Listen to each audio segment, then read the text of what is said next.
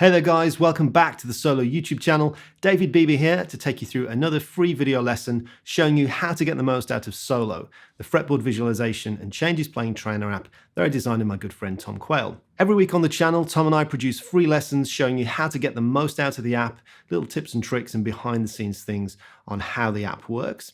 So if you're interested in this, do click the like button, subscribe to the channel and the bell icon to be notified of when we post new videos. Solo is available to download now on the iOS App Store. It's available for iPhones, iPads, and Apple Macs with the M1 chip.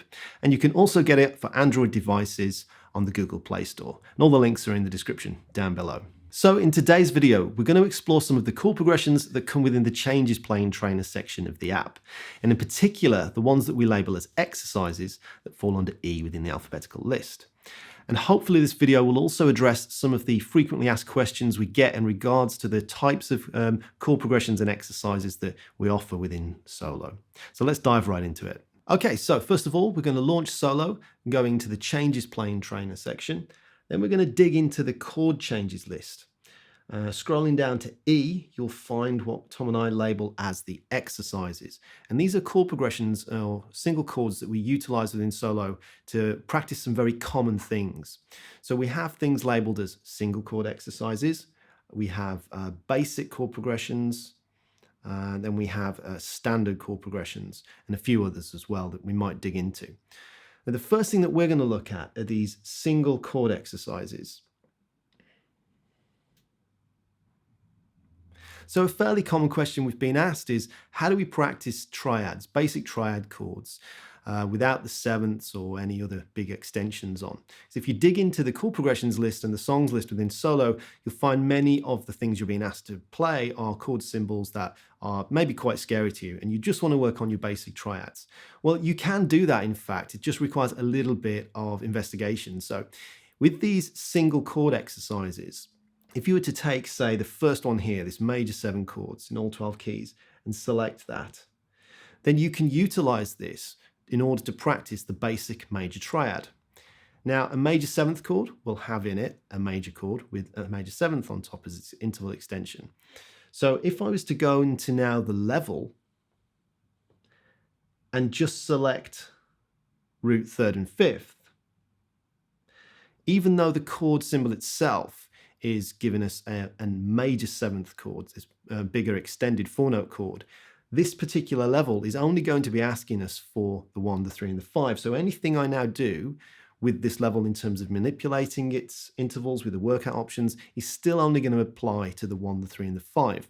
So if I was to start this workout, it's going to ask me for the 1, 3, and the 5 relating to the chord that is displayed on the screen. Now, even though it's saying a major 7 chord, doesn't matter. The 1, 3, and 5 are still applicable, and this is you then practicing the basic major triad. So let's do that. Okay, so you can see on the screen, it's got that chord symbol, the A, triangle 7. And the triangle is a shorthand way for saying major. So we have an A major 7 chord.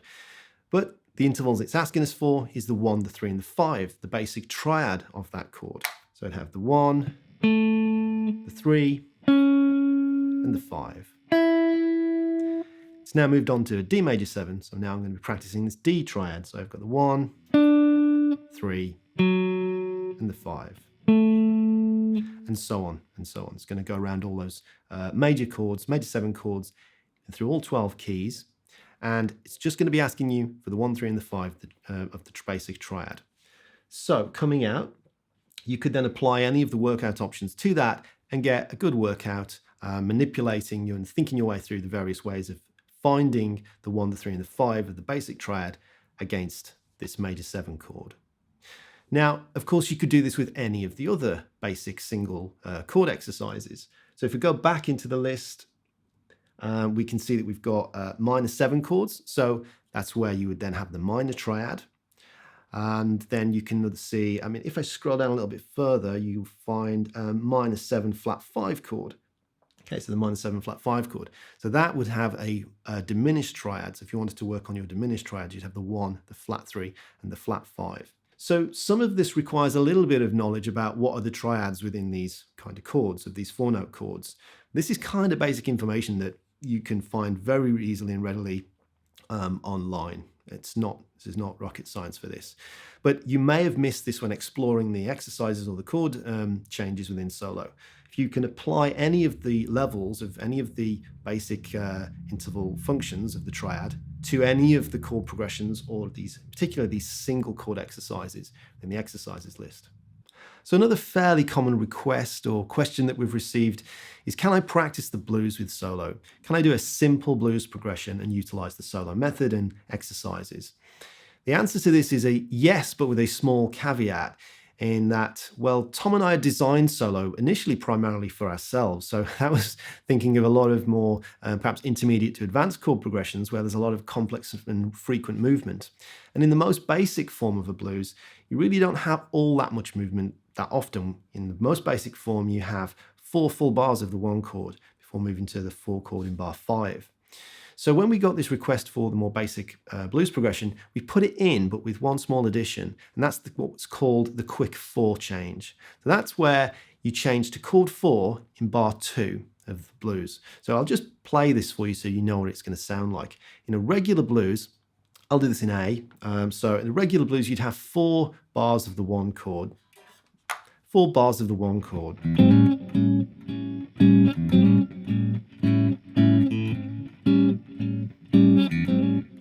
Before moving to the 4 chord. Now, a quick 4 blues is one of the most straightforward variations you can do and additions you can add into a basic blues progression. And that is to add the 4 chord in bar 2 before going back to the 1 chord in bar 3. So that would sound like this.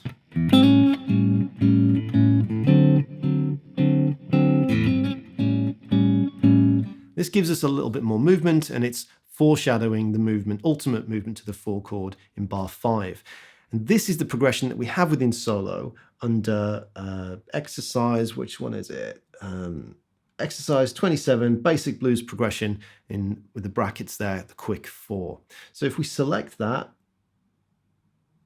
and then we could say, let's choose the level, just go 1, 3, 5, 7. This is then going to put the 1, the 3, the 5, and the 7, the appropriate intervallic functions, across this basic progression. Now you're going to notice after the first chord, it's going to go straight to the 4 and then back to the 1 again. Let's do it in A. For consistency. Okay, so that's the 1 chord, the A7. It's asking for the 1, 3, 5, and flat 7. Immediately move to the 4 chord. Then back to the 1. And that would be then the 4 chord in bar 5. So this leads us nicely to something I should mention about the benefits of practicing the blues with solo in this way. So if we go into the level and we were to select the chord scale, it's not going to give us the blues scale to play through the whole progression. Obviously, we're assuming that many of you guys that are utilizing the app, you may already know the blues scale or the pentatonic minor and be able to play that and improvise with that across the progression.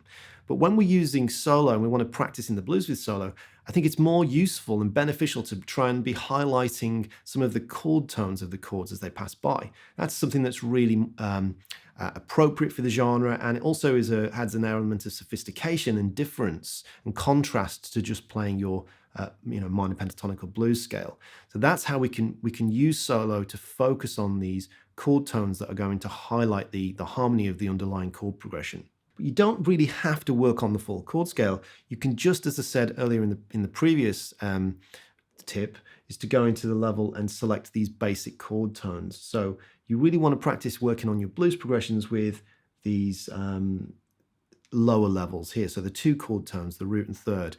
Third and seventh would be great to do. And then especially these 3 and 4 chord tones.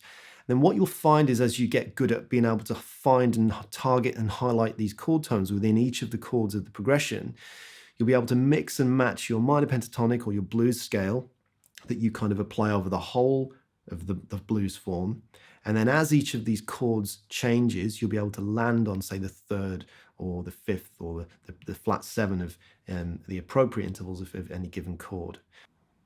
So another useful exercise-based chord progression, and another one that we've received requests for, was to have the diatonic seventh chords of a single key. So to go through, say, in C major,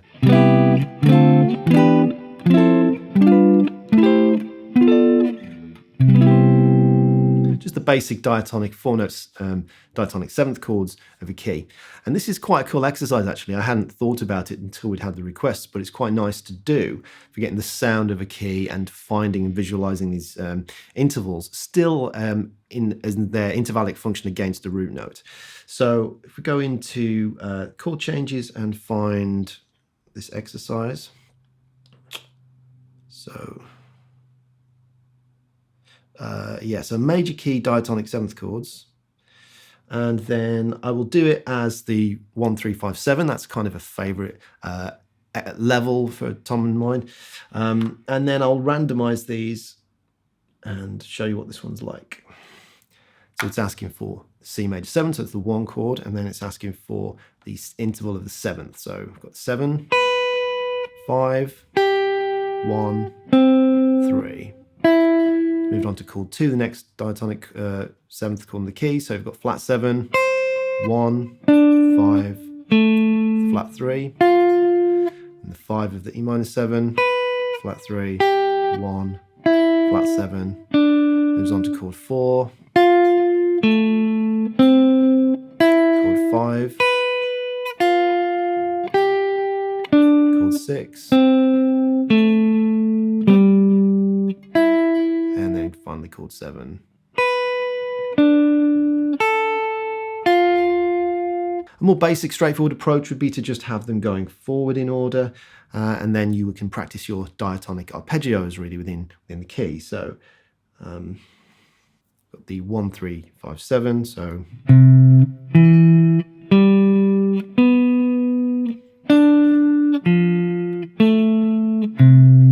notice just because they're going forward in order doesn't mean I have to play them that way, and I should use the limitation exercises to sort of jump around the actual octave that I'm in. So then I've got the chord 3.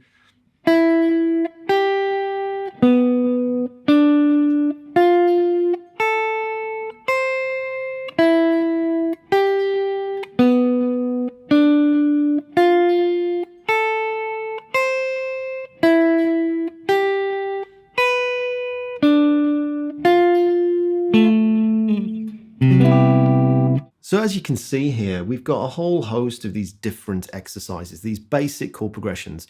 You can see we've got like major key diatonic progressions like 1 6 4 5, 1 4 5. These kind of progressions that you'll find in a lot of pop music and more less kind of harmonically intense songs and styles of music. And you can totally take the solo approach, the solo method for visualization, and apply them to these progressions. Just got to dig in and explore these this exercise list really. And so the key message here is to explore the exercises. If you're finding like a lot of the songs are either too complex or you're not familiar with them, you can still get tons of use out of solo from these exercises within the chord changes section.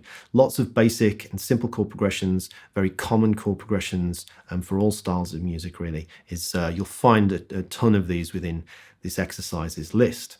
What I wanted to do in today's video was just show you some of those basic ones and some of the exercises you can use to get your foot on the first rung of the ladder for working with things like the blues and working with more jazz type progressions that are included within the songs list of solo. Okay then guys, that just about wraps up this week's video lesson. Hopefully you've enjoyed it and you found it useful, and also it may have addressed some of those questions you've got about the types of exercises and chord progressions that are on offer within solo. Tom and I effectively designed solo in the first place for ourselves, so some of the stuff may be a little bit more intermediate to advanced, but if you scratch beneath the surface and dig into some of these exercises, you'll find there are quite a lot of basic, simple chord progressions and exercises on offer to really help you get started with your changes playing journey.